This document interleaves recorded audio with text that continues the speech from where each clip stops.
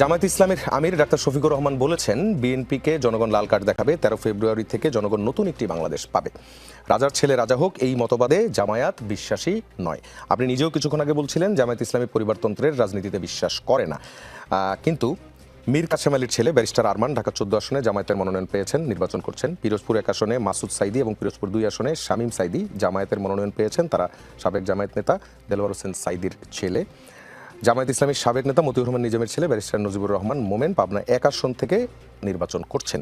এগুলো কি পরিবারতন্ত্রের রাজনীতি নয় কিনা? ধন্যবাদ আপনাকে কোশ্চেন করার জন্য। আমরা পরিবারতন্ত্রে ওটাকেই বুঝেছি যে 71-এর পর থেকে বাংলাদেশে দেখবেন যে এক প্রকার একটা স্বৈরতন্ত্র এস্টাবলিশড হয়েছে পরিবারতন্ত্রের মাধ্যমেই। এই যে একটা শেখ হাসিনার ফ্যামিলিতে 52 জন এমপি ছিল, আর আপনি এখানে যেটাকে বলছেন, যেমন ধরেন সাদিক কায়েমের যখন ডাকসু নির্বাচন হলো, আমাদের সেক্রেটারি জেনারেলের যে ছেলে দেখবেন সে বাইকে চালিয়ে তাকে নিয়ে বেড়াচ্ছে। আমাদের পরিবারতন্ত্র হবে না এই কারণে, এই ছেলেকে তার যদি সন্তান হয় তাকে একজন কর্মী, সেই কর্মীর পরে আরেকটা তাকে নির্দিষ্ট দায়িত্ব পালন করতে হবে, ওই যোগ্যতা হয়ে তার আমাদের যে কাঠামো আছে এই কাঠামোর মধ্যে তাকে আস্তে আস্তে উঠে আসতে হবে নির্দিষ্ট পর্যায়ে। আর এরকম না যে রাজার ছেলে রাজা বলা হয়েছে, সুতরাং সে একজন নর্মাল এমপি ক্যান্ডিডেট, যেখানে এমপি ক্যান্ডিডেট আমাদের একজন হিন্দুকেও দেওয়া হয়েছে। আবার আমাদের দেখছেন যে অন্য অন্য দলের নর্মাল একজন কর্মীকেও দেওয়া হয়েছে।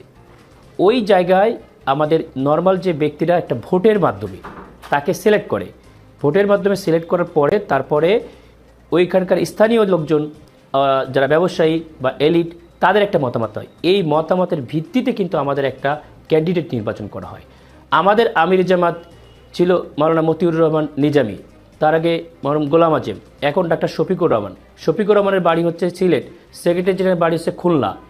এইরকম কে কী দায়িত্বে আসবে এটা কেউ জানে না। রোকনদের ভোটে সারা দেশে একটা গণতান্ত্রিক পন্থায় নির্বাচিত হয়। এটাই হচ্ছে জামাত ইসলামী। আপনি পরিবারতন্ত্র বলতে তারেক রহমানের কথাও বলছিলেন যে খালেদা জিয়া এবং জিয়াউর রহমানের সন্তান হিসেবে এসেছেন, কিন্তু আমরা তো দেখছি যে তিনি বগুড়া গাবতলী উপজেলা থেকে কিন্তু তৃণমূলের রাজনীতি করে এসেছেন। তিনি বিএনপির সিনিয়র যুগ্ম মহাসচিবও ছিলেন। একটি তৃণমূল থেকে রাজনীতি করে আসার একটি পরম্পরা তো তারও আছে। সেই ক্ষেত্রে পরিবারতন্ত্রের অভিযোগ তার বিরুদ্ধে কতটা খাটে? এটা পরিবারতন্ত্রের কথা আমরা তো এই দেশেই বাস করি। 2001 থেকে 2006 সালের যে হিস্ট্রি যেটা নিয়ন্ত্রণ করেছে একেবারে ডাইরেক্ট পর্যায়ে, এটা আমরা খুব ভালোভাবেই দেখেছি। এটা মানুষকে মনে খুব বেশি ব্যাখ্যা করার খুব লাগবে না আর কি, যে কি পর্যায়ে কি যোগ্যতায় বা কোন পর্যায়ে কিভাবে আসলো, এটা এই দেশের মানুষ খুব ক্লিয়ার। আমাদের নতুন করে ব্যাখ্যা করার কিছু নাই এখানে। এবং এই 3টা পরিবারতন্ত্রের মাধ্যমেই বাংলাদেশ গেল 50 বছর শোষিত হচ্ছে, আধিপত্যবাদ বিরাজ করে আছে, স্বৈরতন্ত্র এস্টাবলিশড হয়েছে এখানে। জি, আরেকটা প্রশ্ন। বিএনপির মহাসচিব মির্জা ফখরুল ইসলাম আলমগীর তিনি বলেছেন জামায়াতে ইসলামী দেশকে আফগানিস্তানে পরিণত করতে চায়, জাতিকে পেছনের দিকে নিয়ে যেতে চায়। নারীদের নিয়ে জামায়াতের যে অবস্থান তার সাথে আফগান তালেবান সরকারের অবস্থানের পার্থক্য কোন কোন জায়গায়, কোন জায়গা থেকে আপনি এই বক্তব্যকে ডিনাই করবেন?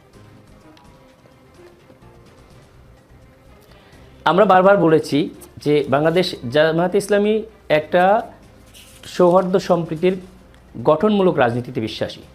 সেটা আমাদের ক্যান্ডিডেট দেখবেন। আমি ওপেন চ্যালেঞ্জ করেছি, আমি কোনো সন্ত্রাস করি নাই, কোনো দুর্নীতি করি না। আজ পর্যন্ত আমার নামে একটা কেস নাই। আমি 20 বছর চিকিৎসা পেশায় আছি। এই 20 বছরে কোনো নারী বলতে পারবে না তাকে আমি কোনো অবহেলা করেছি বা তার প্রতি কোনো খারাপ আচরণ করেছি। আমি কোনো ব্যাংক থেকে লোন নিই নাই, কোনো সন্ত্রাস করি নাই, কোনো চাঁদাবাজি করি নাই। এই বৈশিষ্ট্যের বাংলাদেশ জামাত ইসলামীর সকল ক্যান্ডিডেট বিভিন্ন সময় বিভিন্ন মিডিয়া বিভিন্ন রাজনীতির যারা অন্য দেশের একটা এজেন্ডা বাস্তবায়নে পরিকল্পিতভাবে বিভিন্ন ন্যারেটিভ তৈরি করে জামাত ইসলামী ছাত্র শিবিরের বিরুদ্ধে প্রচার করেছে। কিন্তু বর্তমান সচেতন সমাজ অ্যান্ড্রয়েড যুগে এসে তারা খুব অল্প সময়ের মধ্যে যে কোনো ব্যক্তি সম্পর্কে তার আদ্যপান্ত বের করে ফেলতে পারে। তাদের এই ন্যারেটিভ আর জাতি বিশ্বাস করে না। তারা যে মিথ্যুক, তারা অত্যাচারী, তারা এটা জাতির কাছে প্রমাণিত।